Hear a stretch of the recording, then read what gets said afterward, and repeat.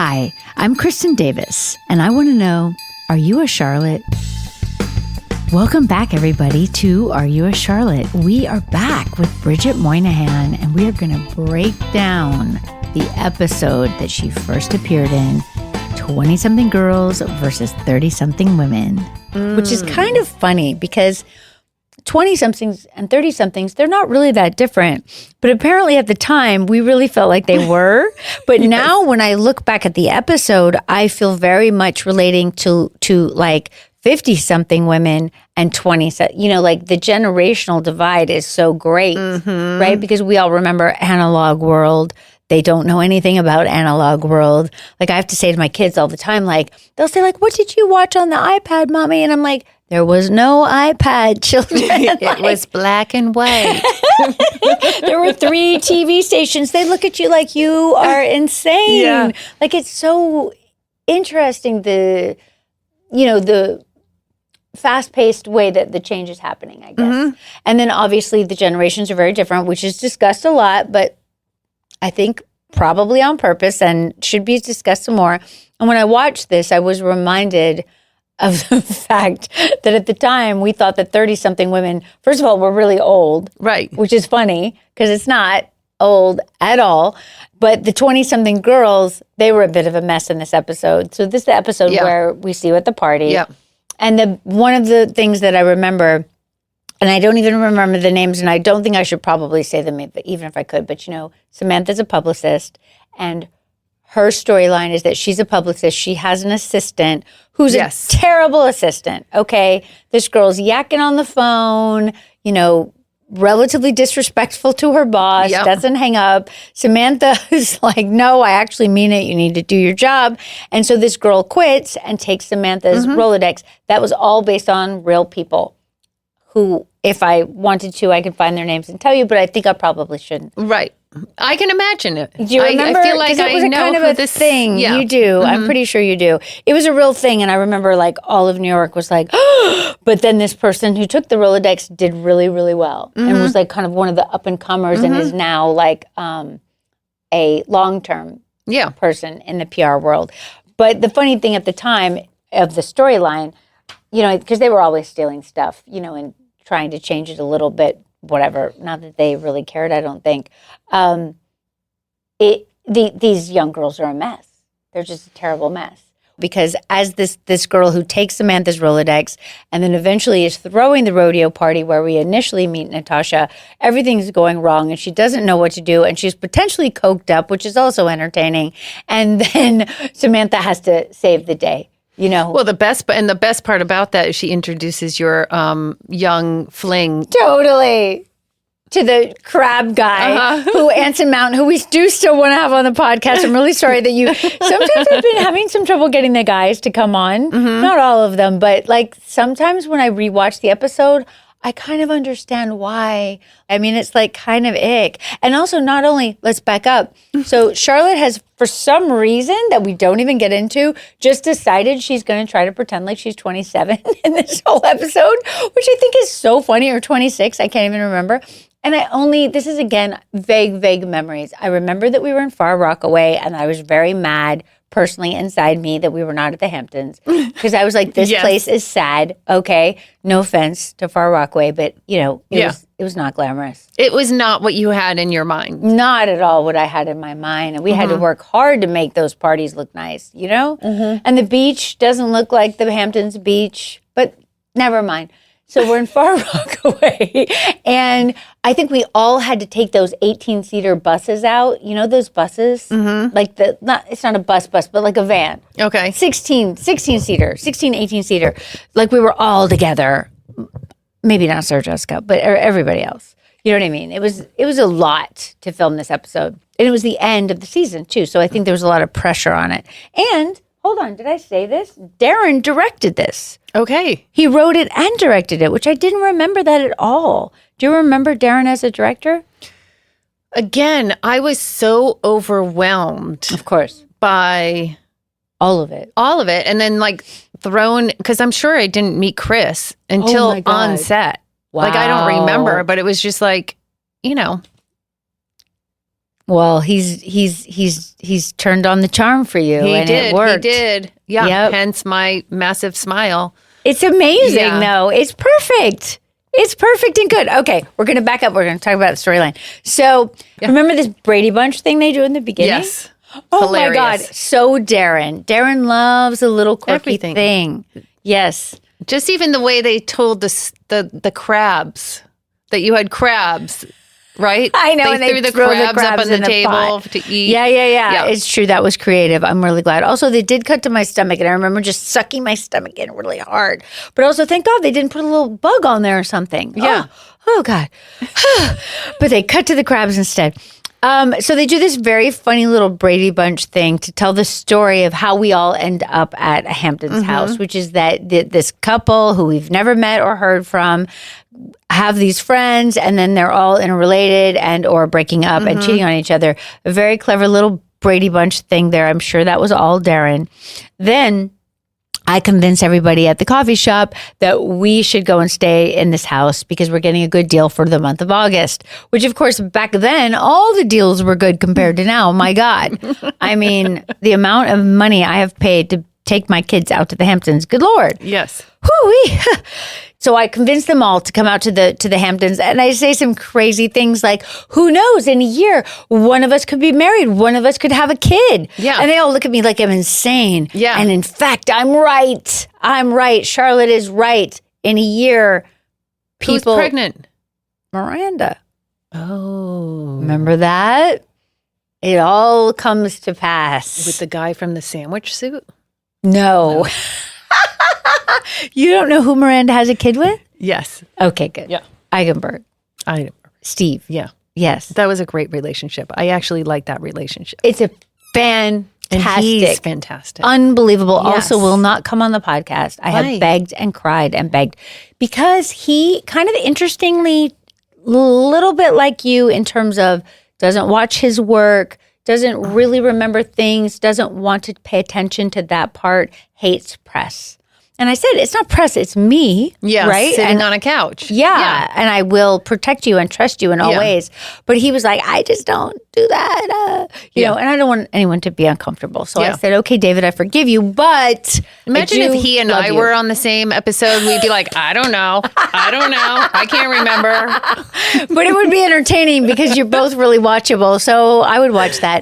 But I mean, the thing about Eigenberg, I think as well, is that he is so incredibly real and in it that he doesn't want to kind of look back at the finished product work as being the important thing. He wants to be in it, which I respect, you know? And everyone has their own thing. And I think that that's important to kind of honor, right? Like Sarah Jessica doesn't want to watch the episodes. People are all mad at her that she doesn't want to watch the episodes. That's her process. Yeah. Like her process is that I'm in it and I'm going to do the best I can do in it.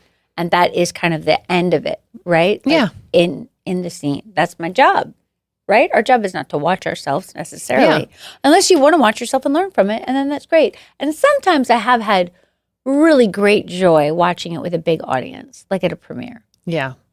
Because you get to really feel the response. Yeah. Which is a joy, right? Okay, we're back to the show.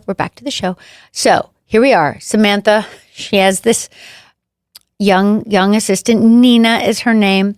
And oh my goodness, it's a hot mess. So then we cut to the jitney, which seeing us all getting on that jitney really made me laugh. The memories of the jitney. Oh my goodness me. And I meet this young guy, Greg, and he's 26. So I kind of wink at the girls like, you know, he's 26 or whatever. And they're like, oh, what is going on? So we all head out. We go to the... we have a whole conversation about, this is funny to me because the conversation is basically, are the 20-something girls in Manhattan a threat to the 30-something women in Manhattan? And of course, you are going to be the epitome of this when we do meet you at the end of the episode because you are a 20-something and we are a 30-something. And to me, it's so really bizarre and weird, this kind of divide that we made. Yeah. But because it's not that far off. It's not far off at all. But I think back then, the idea of being in your 30s as a woman, because we were very limited in terms of like obviously as an actress, you were limited. Like you thought at 40 it would be done. Mm-hmm. That's what I was told. That's what everyone believed. Mm-hmm. But also I think back then you were supposed to be married in your 30s. You were supposed to have your job. You're supposed to have it together in your 30s. Have children by 30. Yes.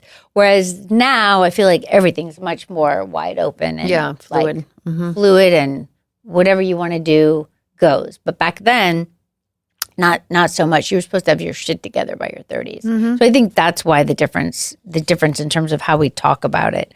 But I also think it's so interesting to think about the idea of, are the younger women threatening or not?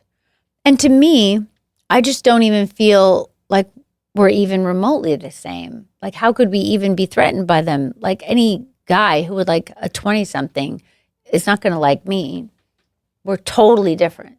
Yeah. Do you know what I mean? Mm-hmm. Do you feel that way? Not that you're in it, but you know what I'm saying.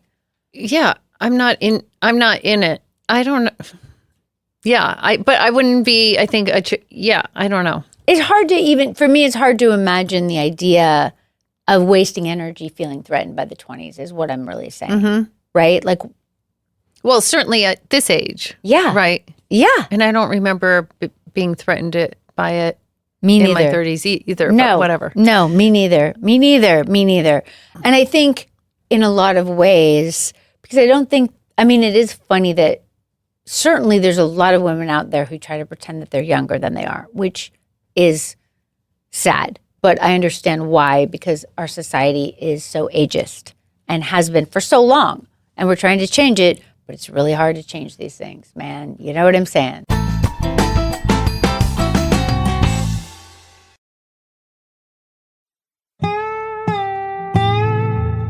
All I know is what I've been told, and that's a half-truth is a whole lie. For almost a decade, the murder of an 18-year-old girl from a small town in Graves County, Kentucky, went unsolved until a local homemaker, a journalist, and a handful of girls came forward with a story. I'm telling you, we know Quincy killed her. We know.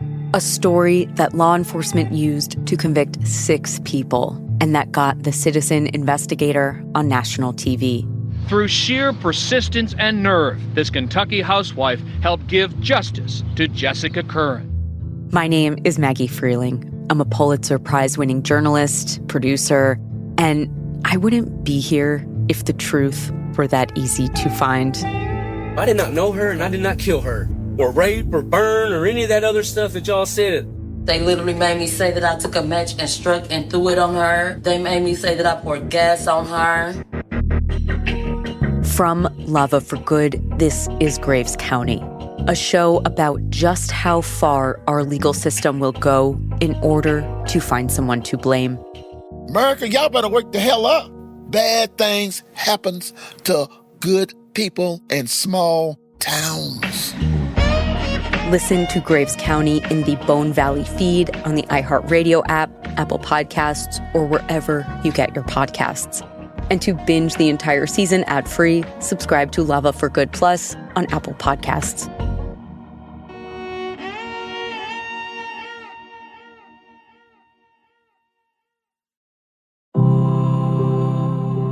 In early 1988, federal agents raced to track down the gang they suspect of importing millions of dollars worth of heroin into New York from Asia. We had 30 agents ready to go with shotguns and rifles and you name it. But what they find is not what they expected. Basically, your stay-at-home moms were picking up these large amounts of heroin. They go, "Is this your daughter?" I said, "Yes." They go, "Oh, you may not see her for like 25 years. Caught between a federal investigation and the violent gang who recruited them, the women must decide who they're willing to protect and who they dare to betray. Once I saw the gun, I tried to take his hand and I saw the flash of light. Listen to the Chinatown Sting on the iHeartRadio app, Apple Podcasts, or anywhere you get your podcasts. It may look different, but Native culture is very alive. My name is Nicole Garcia, and on Burn Sage, Burn Bridges, we aim to explore that culture. It was a huge honor to become a television writer because it does feel oddly like very traditional. It feels like Bob Dylan going electric, that this is something we've been doing for like hundreds of years. You carry with you a sense of purpose and confidence. That's Sierra Teller Ornelas, who with Rutherford Falls became the first Native showrunner in television history. On the podcast Burn Sage, Burn Bridges, we explore her story along with other Native stories, such as the creation of the first Native Comic-Con or the importance of reservation basketball. Every day, Native people are striving to keep traditions alive while navigating the modern world, influencing and bringing our culture into the mainstream. Listen to Burn Sage, Burn Bridges on the iHeartRadio app, Apple Podcasts, or wherever you get your podcasts. But the humility in knowing that life is this classroom that we should never graduate from is what is going to keep you growing. And that's all that matters. World Mental Health Day is around the corner. And on my podcast, Just Heal with Dr. J, I dive into what it really means to care for your mind, body, and spirit. From breaking generational patterns to building emotional capacity. Healing is a journey, and wholeness is the destination. I'm gonna walk away feeling very healed and feeling like, yes, I'm gonna continue my healing journey, and I'm gonna get some keys from you. Listen to Just Heal with Dr. J from the Black Effect Podcast Network on the iHeartRadio app, Apple Podcasts, or wherever you get your podcasts. The internet is something we make, not just something that happens to us. I'm Bridget Todd, host of the Tech and Culture podcast, There Are No Girls on the Internet. There Are No Girls on the Internet is not just about tech. It's about culture and policy and art and expression and how we as humans exist and fit with one another. In our new season, I'm talking to people like Anil Dash, an OG entrepreneur and writer who refuses to be cynical about the internet. I love tech. I've been a nerd my whole life, but it does have to be for something. Like, it's not just for its own sake. It's a fascinating exploration about the power of the internet for both good and bad. They use WhatsApp to get the price of rice at the market that is often 12 hours away. They're not going to be like, we don't like the terms of service, therefore we're not trading rice this season. It's an inspiring story that focuses on people as the core building blocks of the internet. Platforms exist because of the regular people on them, and I think that's a real important story to keep repeating. I created There Are No Girls on the Internet because the future belongs to all of us. New episodes every Tuesday and Friday. Listen to There Are No Girls on the Internet on the iHeartRadio app, Apple Podcasts, or wherever you get your podcasts.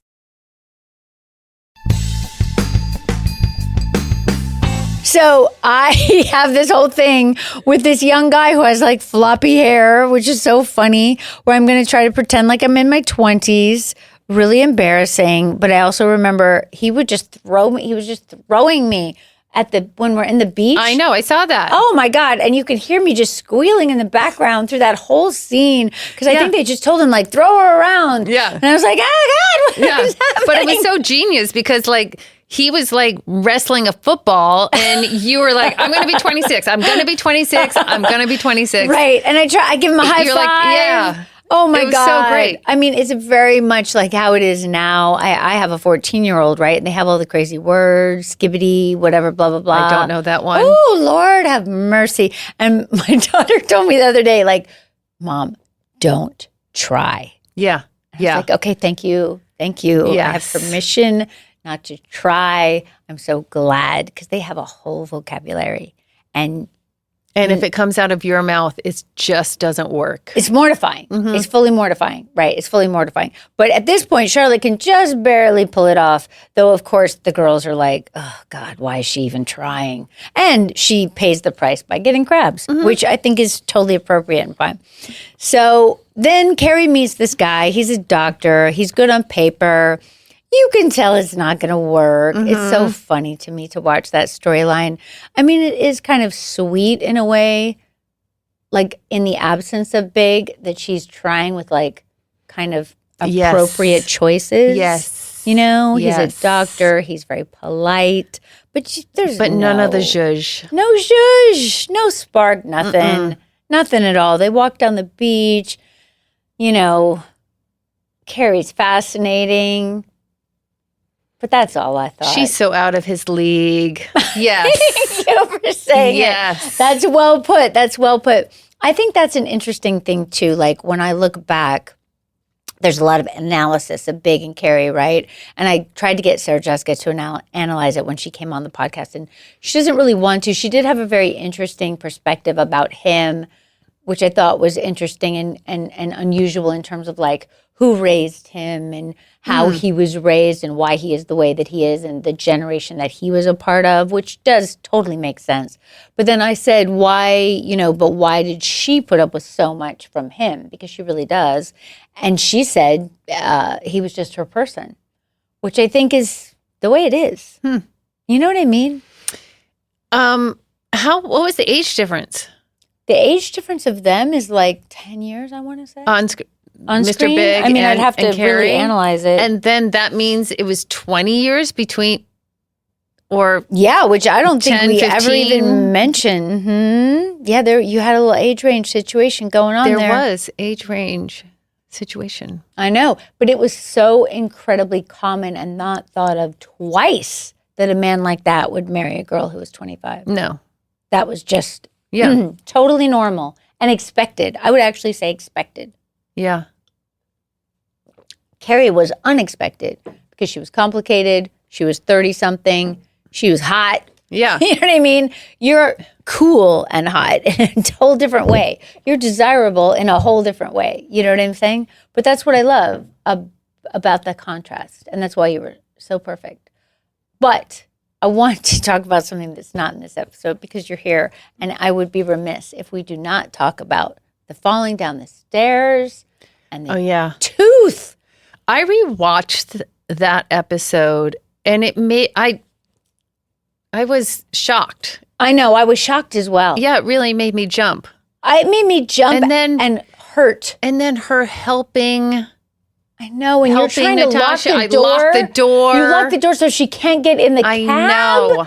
What do you remember of that? Like, what were you thinking? I don't know, but it was, I don't know if that was an instinct or that was in the script. I can't remember, but I just, again, then having her sit out there, watching the rest of the episode and her staying there and checking in and making sure, and then Big showing up and he thanked her for being there. And then my parents were coming, Natasha's parents were coming down. Like, what was that whole conversation going to be with my husband? Like, it was all, like, I just wanted to know that next thing. Like, Me what too. was it for them? Me too. I feel like there was a lot left out. But part of the reason that was left out was because we're with Carrie, right? So Of course. she doesn't know Yes. that, right? Yes. But I also feel at the same time, like, beautifully written because it makes you wonder, like, what is happening over there? Yeah. What is happening over there? And poor Natasha. Poor Natasha. But then I love when we come back to, and just like that it's Natasha who is caring for her. So incredible. You know? Yes. I Like, mean, there really is that bond between them. Like, they. Absolutely. I mean. Whether, you know. Right, but that also, like, isn't that the weirdness of life, right? Like also, before we go there, because I want to say this, when I did rewatch When You Come In, and so Big and Carrie are having their affair, just to update everybody, Big and Carrie are having their affair. We think in my bed. Exactly, and we think you don't know about it, but you come in and you see her trying to run out the back door, and you say, I knew you were having an affair, but not in my bed or in my apartment or something like that. That just kind of broke me too. Like, yeah, because obviously she's been, you know, where have you been? And there's been questions. There's been in their relationship, right? That It's so you don't sad. ever know about until that moment. But that's just like how a mistress wouldn't know. Do you know what I'm saying? Like, we're so with Carrie, but yet, and because we're kind of inside Carrie's mind at all times because of the voiceover, right? Like, we're in her, and we're obviously, as her friends, devoted to her. But just from your perspective, from the Natasha perspective, I was so sad. And you also have so much poise because even though you come in and you see her trying to scuttle out the back, you're still like, Carrie, wait. Like, you're not screaming at her, you know what I mean? Like, you're chasing her, but you're still very poised about it because apparently you already knew. Well, there weren't any knives on the Because that would have made sense, okay? It would have made sense. To me, at least. To me, at least, it would have made sense. But then when you fall and you hit your face, that was a good my stunt. God, I'm dying. Right, was it They a really stunt filmed double? that well. Was it a stunt double? I No can't- I memory. don't- Okay, we're going to yeah. find out all these clues, I'm you sure there was guys. a stunt, but there was a pad there, right? There was a pad. Right. Yeah. Well, because when you lift your head up, it's obviously you. So if there was a stunt double, it was minimal. Mm-hmm. But also, thank God, I had remembered it somehow that you literally fell down the stairs. Mm. But you fell kind of on the threshold out Mm-hmm. to the stairwell, which is better than... It was down one flight, and then the turn, yeah. Got it, that got sort it, of got thing. it, got it. It's scary. Yeah. It's so scary and so dramatic and so well written. Oh my God. Yeah. I'm still trying to recover from it. And again, I just don't even think myself, because I'm all in her world, right? And I remember thinking it was really, really good, right? But I never thought about like you and Natasha and, what is it like? Are you okay? You know what I mean? How's your tooth? Yeah. And then the fact that you later on and then just like that say that it's still a different color. No, that was in Sex in the City. Okay, that's when you sit down. Where she like interrupts. She comes. She to one of my comes when lunches. you're you might be at the Four Seasons. Like you're somewhere really posh. Somewhere fancy. Yes, yeah. really fancy. Oh, so that was that scene where you tell her that still. How do you remember that?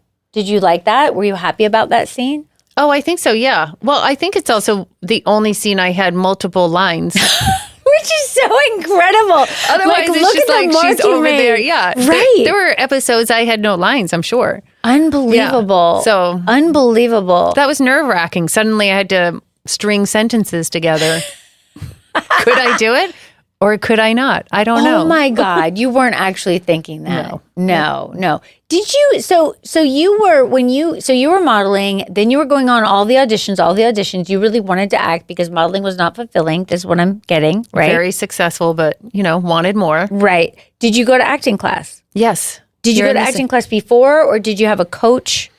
I was going to school here in the city while I was working during the day, and I was at K. Michael Patton Studio here on the Upper West Side, and she was Meisner based and just lovely and loved that class. Maria Bello actually, I think she went to the same studio at one part of her training. Cool. And then I started working, but I kind of focused on studying for a while and because I didn't want to go out into the auditioning process not having some sort of confidence and sea legs a little bit of knowing how to prepare and absolutely and work. Absolutely. God forbid you get the job and then you can't actually do it, That would be horrible. That would have been horrible. So I gave myself like 3 years before I would actually start auditioning. Smart. So that would have been before. Yeah. Got it. Cool. Okay, I have to talk about the episodes more, I think. Because some fans really love the rewatching.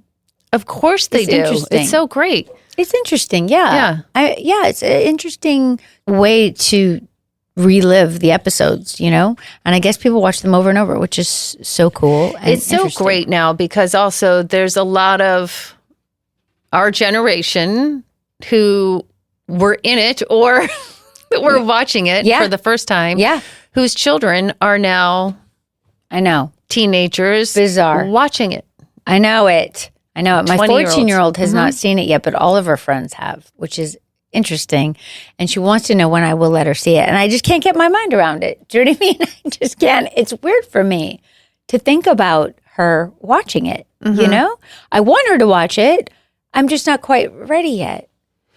Well, I think the good thing is it's not porn, right? Thank God, yes. Like that's yes. not what you're holding back from her seeing. No, absolutely. It's and there is clever education. And, yeah. Yes, and funny, and the women are funny. in charge, absolutely. Yeah, absolutely. It's just the it's all sexual good things. content is still there, right? So like as a mom, I'm just As like, a mom, oh God, yes. Oh. And then I have to think through like, which episode do I not want her to see of me? You know what I mean? Yeah. Do you feel that? Like, does your son watch you? Well, I feel like when Euphoria came out, there were a lot of parents who were having this discussion, like, do you let your kids watch it? Yeah. And so many of the kids were letting, like, let's watch it. Let's watch the episode, but let's break it down and like talk about the do's and don'ts and what's actually happening in your life. And how would you approach, like, is That's the great. educational side of it? Yeah.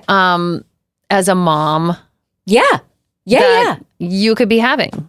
Absolutely. I think that's great. I just have to just like get my mind around the fact that I might be doing something or whatever that might be embarrassing for my daughter to see. The worst thing or the scariest thing that you don't want your daughter to see you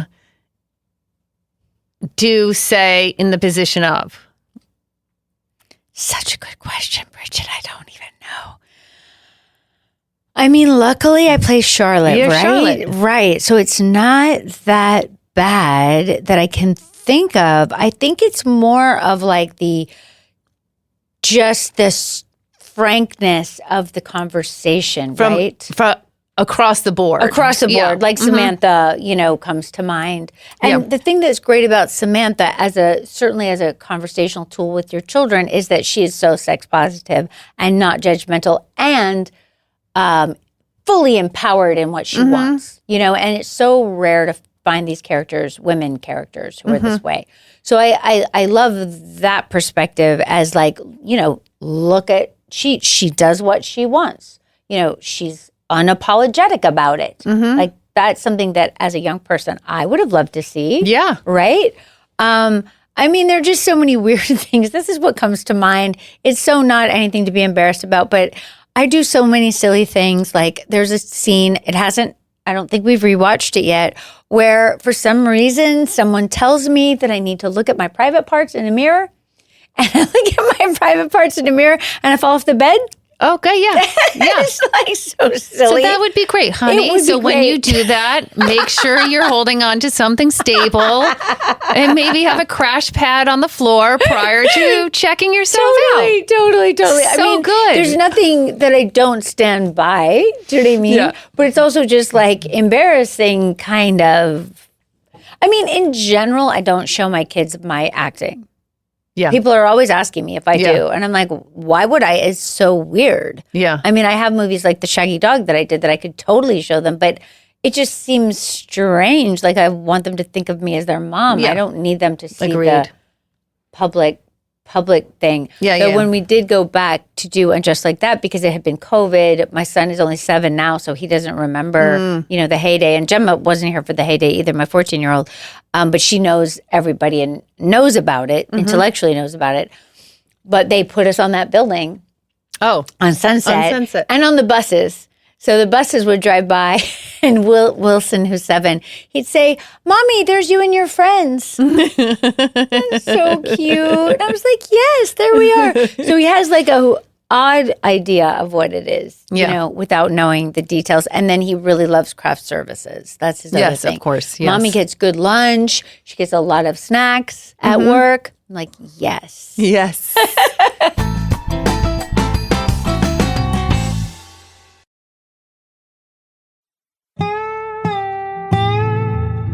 All I know is what I've been told, and that's a half-truth is a whole lie. For almost a decade, the murder of an 18-year-old girl from a small town in Graves County, Kentucky, went unsolved until a local homemaker, a journalist, and a handful of girls came forward with a story. I'm telling you, we know Quincy killed her. We know.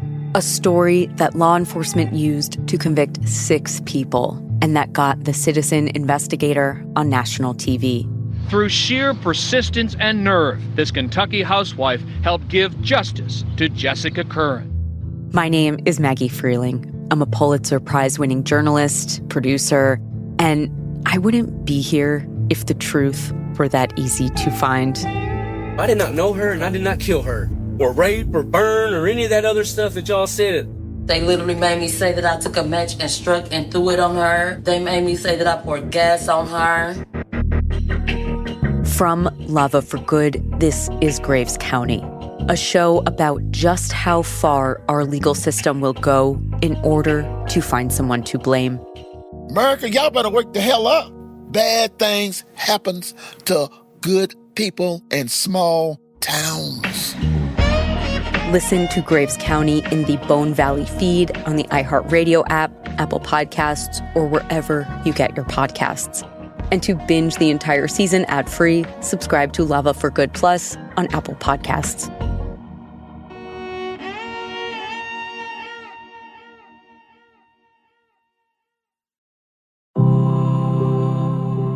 In early 1988, federal agents raced to track down the gang they suspect of importing millions of dollars worth of heroin into New York from Asia. We had 30 agents ready to go with shotguns and rifles and you name it. But what they find is not what they expected. Basically, your stay-at-home moms were picking up these large amounts of heroin. They go, "Is this your daughter?" I said, "Yes." They go, "Oh, you may not see her for like 25 years. Caught between a federal investigation and the violent gang who recruited them, the women must decide who they're willing to protect and who they dare to betray. Once I saw the gun, I tried to take his hand and I saw the flash of light. Listen to the Chinatown Sting on the iHeartRadio app, Apple Podcasts, or anywhere you get your podcasts. It may look different, but Native culture is very alive. My name is Nicole Garcia, and on Burn Sage, Burn Bridges, we aim to explore that culture. It was a huge honor to become a television writer because it does feel oddly like very traditional. It feels like Bob Dylan going electric, that this is something we've been doing for like hundreds of years. You carry with you a sense of purpose and confidence. That's Sierra Teller Ornelas, who with Rutherford Falls became the first Native showrunner in television history. On the podcast Burn Sage, Burn Bridges, we explore her story along with other Native stories, such as the creation of the first Native Comic-Con or the importance of reservation basketball. Every day, Native people are striving to keep traditions alive while navigating the modern world, influencing and bringing our culture into the mainstream. Listen to Burn Sage, Burn Bridges on the iHeartRadio app, Apple Podcasts, or wherever you get your podcasts. But the humility in knowing that life is this classroom that we should never graduate from is what is going to keep you growing. And that's all that matters. World Mental Health Day is around the corner. And on my podcast, Just Heal with Dr. J, I dive into what it really means to care for your mind, body, and spirit. From breaking generational patterns to building emotional capacity. Healing is a journey, and wholeness is the destination. I'm going to walk away feeling very healed and feeling like, yes, I'm going to continue my healing journey and I'm going to get some keys from you. Listen to Just Heal with Dr. J from the Black Effect Podcast Network on the iHeartRadio app, Apple Podcasts, or wherever you get your podcasts. The internet is something we make, not just something that happens to us. I'm Bridget Todd, host of the Tech and Culture podcast, There Are No Girls on the Internet. There Are No Girls on the Internet is not just about tech. It's about culture and policy and art and expression and how we as humans exist and fit with one another. In our new season, I'm talking to people like Anil Dash, an OG entrepreneur and writer who refuses to be cynical about the internet. I love tech.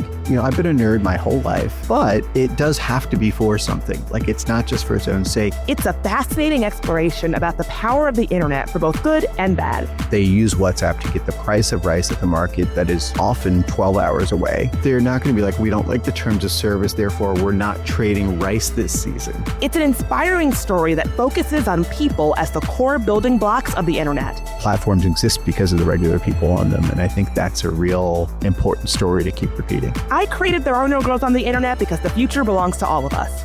New episodes every Tuesday and Friday. Listen to There Are No Girls on the Internet on the iHeartRadio app, Apple Podcasts, or wherever you get your podcasts.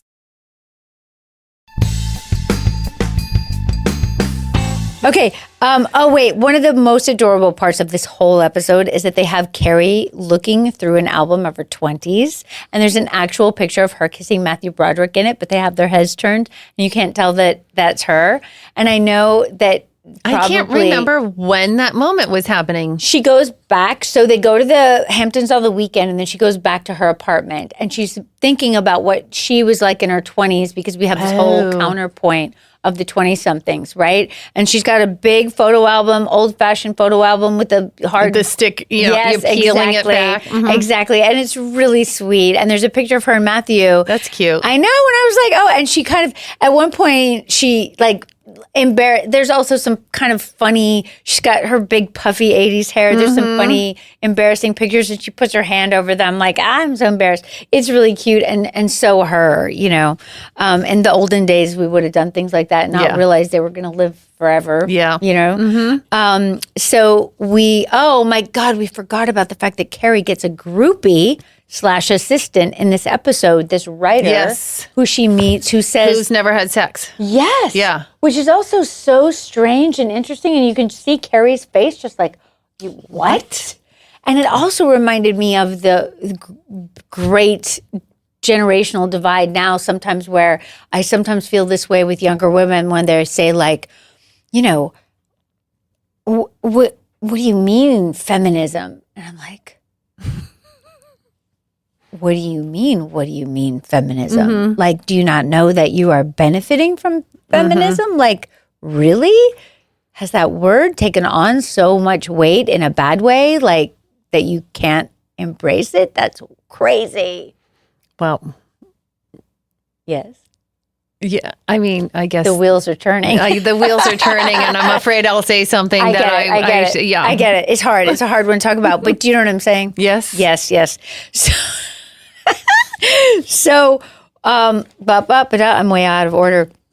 So Carrie gets this little groupie who's never had sex, and then who then at one point paints her toenails in the Hamptons and says something about women just parading their hoo-has, which I'm not going to say the word she uses. Yeah.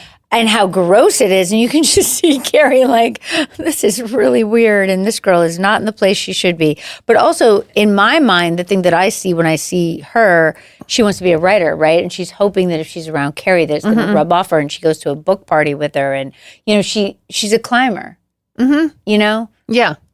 It's interesting. But she thinks that she's innocent and pure. And exactly. Yeah. Right. It's very interesting. Very interesting. Okay, we're back at the beach. Things are fabulous. We have no idea our world is about to be crushed. Carrie's flirting with the doctor. I see, this is when we're finally at the hoedown. The hoedown, man, a lot happens. And I think we were there. The costumes at the hoedown were good. Oh my God, Carrie's costume was good. Carrie's costume is incredible, and there's all kind of TikToks about it and whatnot, which I totally get. I mean, she can pull off anything, really. So, yeah. But also, everyone has some crazy little hats. Like, it's funny in the summer of Cowboy Carter to think back. That's funny. You know? These were more toy. They look like children's hats. Yes. Like we've gone to a birthday party and stolen all of their hats. So then she's looking across the party. I have gone and confronted this dude, Greg, and said, you gave me crabs. And he's like, well, you deceived me about your age. Yeah. And that's worse. Yeah. It's like, not really. Not really. You don't need cream for that. Dude. You're not on antibiotics for that. Exactly. And then I say, grow up. I don't know what yeah. Yeah, I don't either. But yeah, it's all really, he's quite, I think what I'm thinking about with the groupie girl and him as well, is there's a bit of a higher, mightier than thou, whatever. You know what I'm saying? Like, kind of, we're better than you idea, which I do kind of feel like plays out now in the generational differences where everyone's talking about Gen Z, Gen Alpha, Gen la la la, so many gens. Then the sad part happens where she looks across and sees you, and as you very, very accurately said, you were just glowing and acting and smiling and laughing. And just happy to be there with him. So glorious. Yeah. So glorious. And he looks also so relaxed and glorious. He really did. He really did. It shocked me. Yeah. Yeah, it really shocked me. And obviously it is horrific for Carrie. And she tries to kind of save face, but also find out what the heck is going on. You very politely excuse yourself. He says the very lame, I was going to call you, which I just wanted to smack him so hard when he said that. I know. Like, that is a lame excuse. But he did sound like he meant it. It's true. It's true. He struggled with calling her. I guess. Don't you think? I do think you're being generous, but yes. You think I'm being generous? I think you're being generous, but I mean, this is the mindset that we all had, right? This is the mindset that I would have had at the time. Oh, he did want to call her. That's what I would have thought. But then I'm like, but did you call her? Did you think about the fact that you're running around town with this gorgeous 25-year-old and you haven't told the woman that you left that you're back from Paris, which you basically, broke up with her for, or she broke up with him, however you want to look at it. Anyway, then she runs to the beach. This is one of those times where, in my mind, back then, our production values were really low. And in some ways they were. Mm-hmm. But in some ways they're incredible. Like when she goes to the beach and Miranda runs out there, and the fireworks. Yeah. It's so incredible. Oh my God. I don't know if they're real or CGI or whatever you would call it back then. But they're incredible. Yeah. They're so good. And also, just the mastery with which Sarah Jessica uses her cowboy hat to fake throwing up. Unbelievable. Right? Yeah. Really well done. And pull her hair back at the same time. And really. And Miranda comes and pulls her hair back, which is a throwback to earlier in the episode where we see the girls throwing up at the initial campfire we go to with the young guy. Oh, yes. And they're throwing up and we're like, oh, we've got to leave. And then they say, oh, but the sweet thing about 20-something girls is they're always there for their friends. Mm-hmm. And then you see Miranda on the beach holding Carrie's hair back. It's like, oh, it's so sweet and good. It's so good. And then she says, I realized 20-something girls are just fabulous until you see one with the man who broke your heart. It's so sad. It's so sad. I know it. Sorry, Carrie. I know. And it's just going to go to some crazy places. That's the other thing that's interesting watching it is because we know what happens. You know? Yeah. But you still can't wait to watch the next episode. I know. Even if you've seen them hundreds of times, and like even most if we people. know what's going to happen with you guys.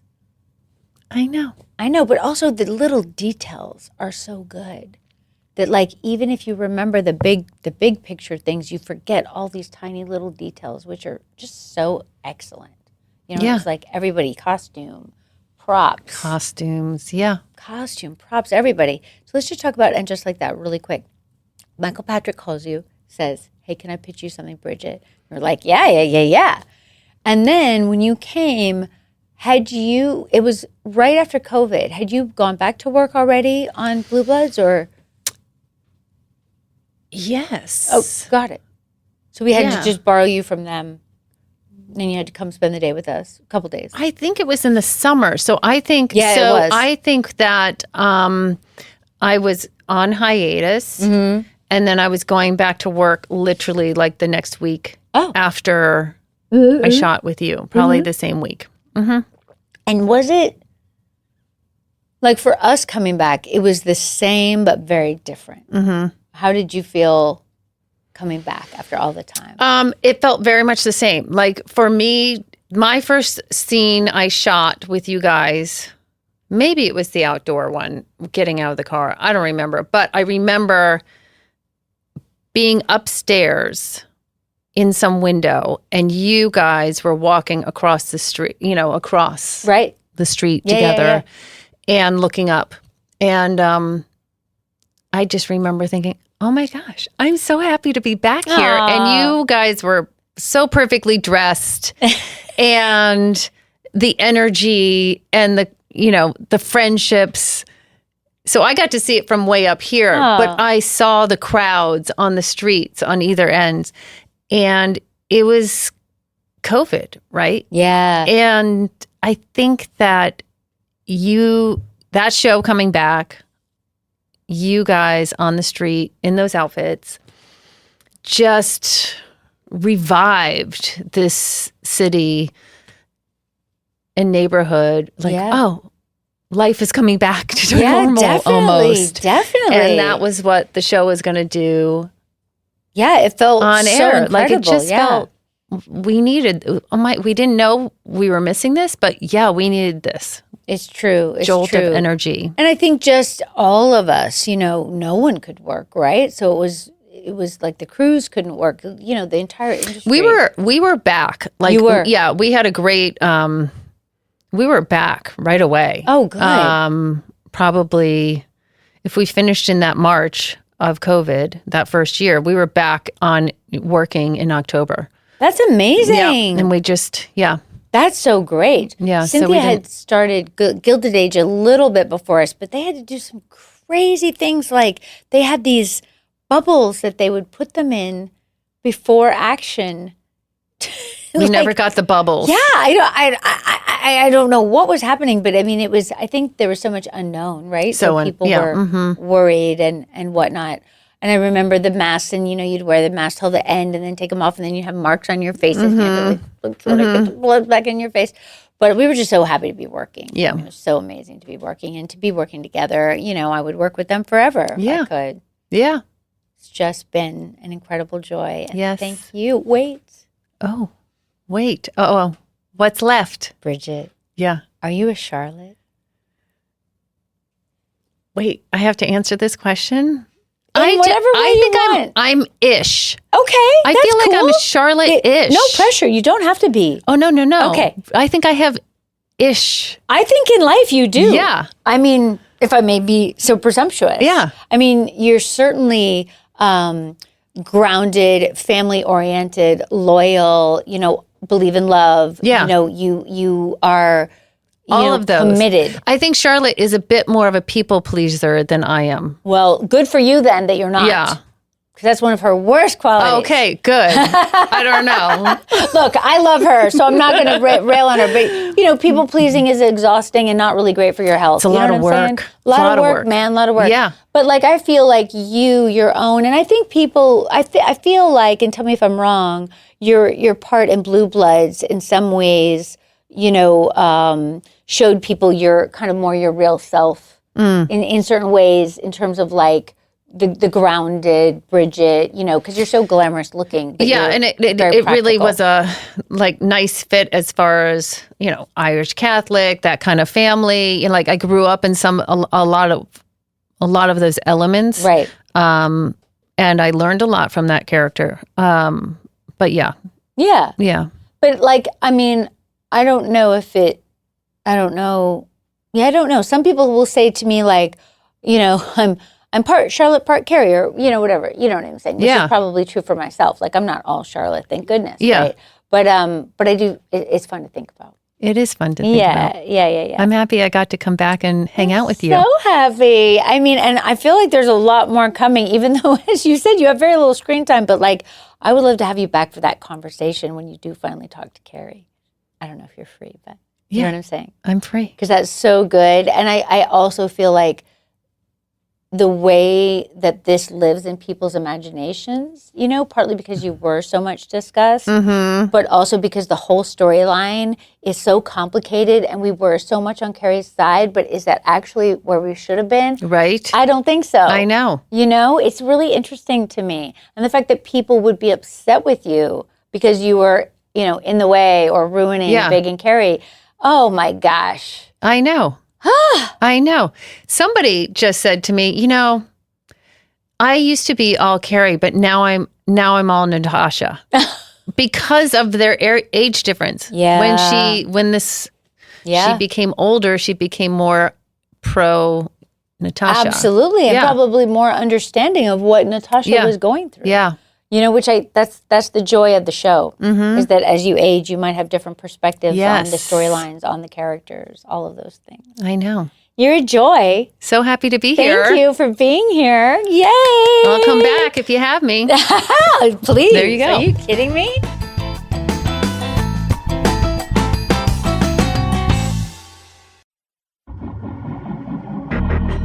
The murder of an 18-year-old girl in Graves County, Kentucky went unsolved for years until a local housewife, a journalist, and a handful of girls came forward with a story. America, y'all better wake the hell up. Bad things happen to good people in small towns. Listen to Graves County on the iHeartRadio app, Apple Podcasts, or wherever you get your podcasts. And to binge the entire season ad-free, subscribe to Lava for Good Plus on Apple Podcasts. Sami gente, Hey, it's Anna Ortiz. And I'm Mark Indelicato. You might know us as Hilda. And Justin. From Ugly Betty. Welcome to our new podcast, Viva Betty! Yay! We're rewatching the series from start to finish and getting into all the fashions, the drama, and the behind-the-scenes moments that you've never heard before. But you were still bartending? Yes. But I didn't know the that. bar back is like, is that you? And I turn around and it's a commercial for Betty. And I was like, I gotta go. I quit. Listen to Viva Betty on the iHeartRadio app, Apple Podcasts, or wherever you get your podcasts. Do we really need another podcast with a condescending finance bro trying to tell us how to spend our own money? No, thank you. Instead, check out Brown Ambition. Each week, I, your host, Mandy Money, gives you real talk, real advice with a heavy dose of I feel you, sis. Like on Fridays, when I take your questions for the BAQA. Whether you're trying to invest for your future, navigate a toxic workplace, I got you. Listen to Brown Ambition on the iHeartRadio app, Apple Podcasts, or wherever you get your podcast. Welcome to Decoding Women's Health. I'm Dr. Elizabeth Pointer, Chair of Women's Health and Gynecology at the Adria Health Institute in New York City. I'll be talking to top researchers and clinicians and bringing vital information about midlife women's health directly to you. 100% of women go through menopause.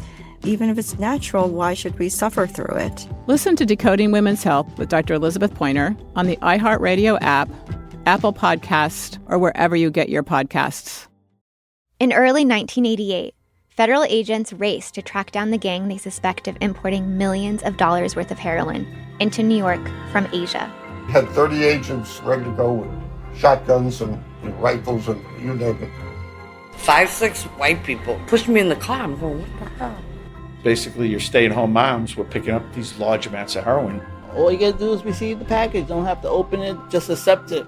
She was very upset, crying. Once I saw the gun, I tried to take his hand and I saw the flash of light. Listen to the Chinatown Sting on the iHeartRadio app, Apple Podcasts, or anywhere you get your podcasts. This is an iHeart podcast.